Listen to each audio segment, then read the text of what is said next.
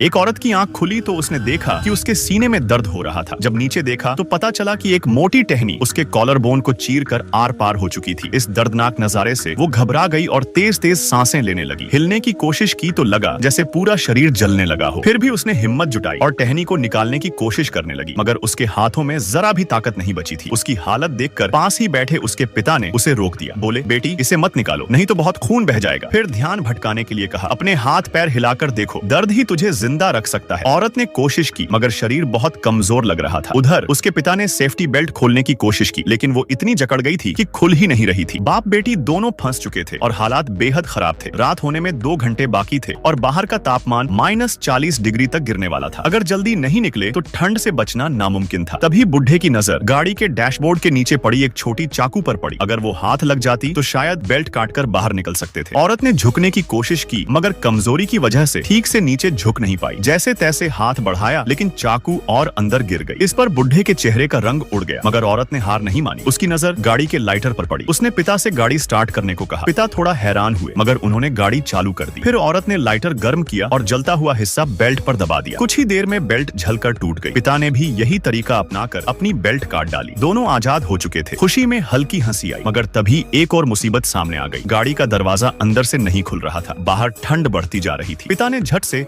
अपने हाथों में दस्ताने पहने और जोर से कांच पर मुक्का मारा। शीशा टूट गया मगर हाथ में हल्की चोट आ गई। वो जैसे ही बाहर निकले, सामने का नजारा देखकर उनके होश उड़ गए। गाड़ी के ठीक दूसरी तरफ गहरी खाई थी। अब सवाल था कि बेटी को सुरक्षित बाहर कैसे निकाला जाए। अगर जरा भी चूक हुई तो वो सीधे खाई में गिर जाएगी। पिता ने तुरंत फैसला किया कि उन्हें मदद लेने जाना होगा। उन्होंने गाड़ी में रखी एक वॉकी टॉकी बेटी को दी और कहा, मैं जल्दी ही वापस आऊंगा, बस 2 घंटे तक हिम्मत रखना। इसके बाद वो तेजी से सड़क की ओर बढ़ गए, मगर थोड़ी ही दूर जाने के बाद जोरदार बर्फबारी शुरू हो गई।